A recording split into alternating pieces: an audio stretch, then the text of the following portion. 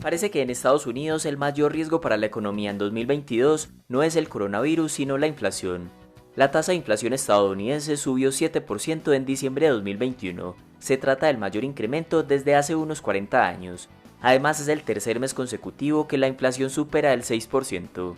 De manera que las preguntas son ¿por qué la inflación es tan alta si la Reserva Federal tiene como objetivo el 2%? ¿Por qué se podría esperar una inflación más alta para 2022 y qué medida extrema tuvo que tomar Estados Unidos para frenar la elevada inflación de la década de 1970?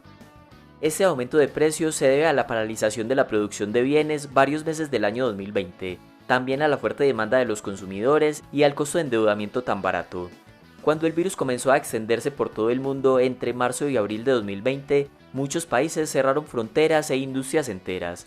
La caída del Producto Interno Bruto Mundial, el cual refleja la producción de bienes y servicios, cayó 3.4% en 2020. En otras palabras, la oferta de productos se redujo respecto al 2019, pero al mismo tiempo la demanda por ciertos productos aumentó. Por ejemplo, las cuarentenas al inicio de la pandemia provocaron un aumento en la demanda de computadores, tablets, videojuegos, equipos para hacer ejercicio, entre otros. Entonces, una menor oferta combinada con una mayor demanda genera un aumento de precios. Otras industrias como la de los automóviles interrumpieron su producción durante las cuarentenas iniciales, de modo que la oferta era baja, pero la demanda también, porque las personas pasaban buena parte del día en sus casas. La disrupción llegó cuando se levantaron las cuarentenas y las ventas de autos se recuperaron más rápido de lo que esperaba la industria automotriz, debido a que muchos no querían viajar en transporte público por temor al contagio. Por lo tanto, como la producción estuvo disminuida por varios meses, la demanda superaba la oferta y de nuevo, como se mencionó, se presentan aumentos de precios. Pero a pesar de que la tasa de desempleo aumentaba, había una fuerte demanda de los consumidores, impulsada sobre todo por los cheques de estímulo que recibieron los estadounidenses, los generosos subsidios de desempleo y los costos para endeudarse históricamente bajos. Estas razones hicieron que el poder adquisitivo de los hogares se restableciera rápidamente luego del inicio de la pandemia. Entonces el exceso de la demanda, combinado con los problemas en las cadenas de suministro, como la escasez de microchips y de contenedores, provocó el incremento en la tasa de inflación. Hasta aquí todo parece más o menos claro, pero en 2021 no hubo confinamientos y las fábricas no cerraron. Por eso se estima que el PIB de Estados Unidos en 2021 aumente 5.6%. Se supondría entonces que al aumentar la oferta de bienes, los precios no aumentarían tanto. Sin embargo, el gasto público se mantuvo alto.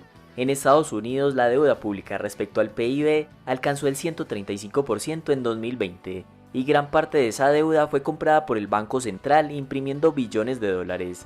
De tal forma que todo ese exceso de dinero circulando en la economía en manos de las empresas, de los hogares y de los gobiernos locales terminó siendo una fuerza mayor que el aumento en la oferta de bienes, y por eso no es extraño que Estados Unidos tenga la tasa de inflación más alta de los últimos 40 años.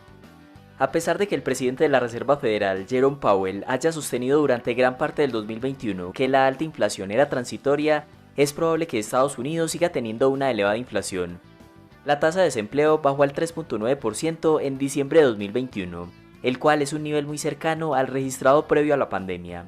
Esto es bueno para la economía en general, pero a su vez presionará la tasa de inflación al alza, pues como hay menos trabajadores buscando empleo, las empresas tendrán que subir los salarios para atraer o retener trabajadores, y posiblemente estos mayores costos laborales se trasladen al consumidor final imponiendo mayores precios. Pero eso no es todo, la tasa de desempleo se recuperó, pero la tasa de empleo no se ha recuperado, o sea que hay personas que se retiraron del mercado laboral en los últimos 2 años. Según cifras de Bloomberg, al menos 5 millones de estadounidenses que no trabajan hoy sí tenían empleo remunerado a principios de 2020. Que tantas personas se hayan retirado del mercado laboral puede tener 2 explicaciones. La primera es que muchas personas se están jubilando anticipadamente. Como los adultos mayores pueden ser más vulnerables frente al virus, es un grupo poblacional que tiene incentivos para quedarse en la casa, no volver a trabajar y retirarse anticipadamente. Esto pudieron hacerlo gracias a una mayor tasa de ahorro, junto con una desproporcionada valorización de sus activos como las propiedades y las acciones. Como consecuencia, su nivel de riqueza aumentó mucho más rápido de lo que esperaban. La segunda razón del por qué hay tantas personas que no están buscando trabajo podría ser porque la mayoría de estadounidenses todavía tiene dinero para seguir gastando. Se estima que unos 2.6 billones de dólares extra siguen estando en sus cuentas bancarias, y ese dinero no se concentra en los hogares más ricos. Se calcula que 2/3 partes proceden de ayudas del gobierno, de forma que la gente podría estar esperando un mejor empleo porque aún no tienen la necesidad económica de trabajar.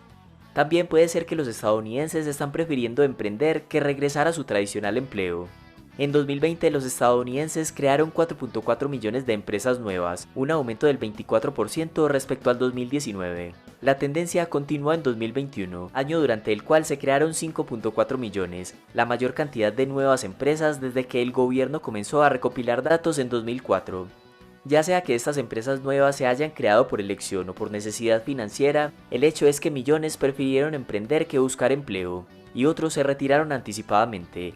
Por lo tanto, se ha generado una escasez de mano de obra en la economía.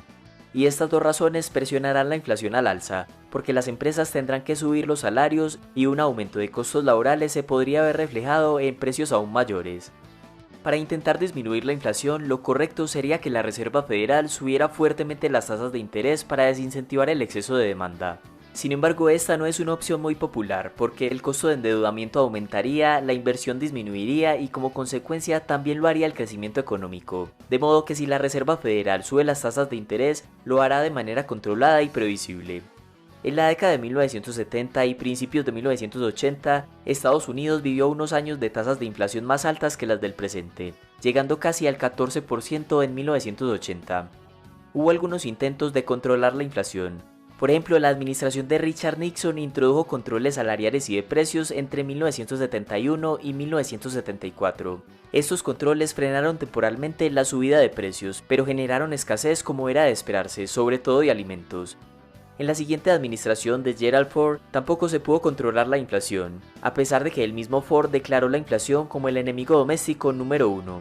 Su estrategia no fue otra que intimidar a las empresas para que mantuvieran los precios bajos y motivar a los estadounidenses para que se convirtieran en cazadores de gangas y ahorraran comprando solo productos en descuento.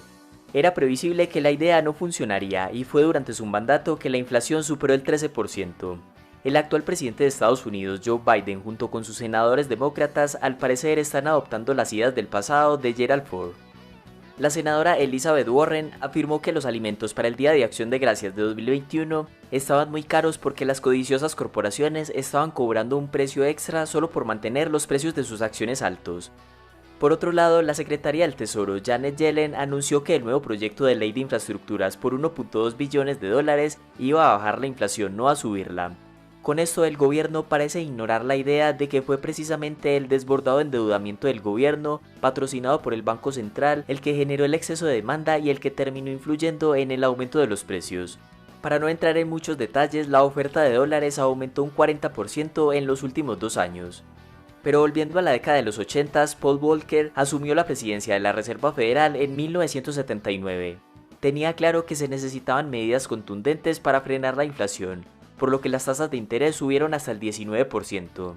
Esto generó recesión y alto desempleo, pero finalmente en 1983 se logró el objetivo de bajar la inflación. En el presente todo es muy diferente. Las tasas de interés determinadas por la Reserva Federal llevan casi 2 años en niveles cercanos al 0%. Hoy existe mayor flexibilidad en las políticas fiscales y monetarias. Los políticos no suelen preocuparse mucho por los grandes déficits públicos, sus elevados endeudamientos y por la exagerada creación artificial de dinero. La Reserva Federal ha tenido históricamente 2 objetivos: conservar los precios estables y mantener baja la tasa de desempleo. Pero en los últimos años le están tratando de imponer otros propósitos como luchar contra el cambio climático y disminuir la desigualdad. El tiempo dirá si finalmente pudo controlar la inflación como lo hizo hace 40 años, aunque el contexto político y social es muy diferente ahora. Hasta acá este video y muchas gracias por llegar al final.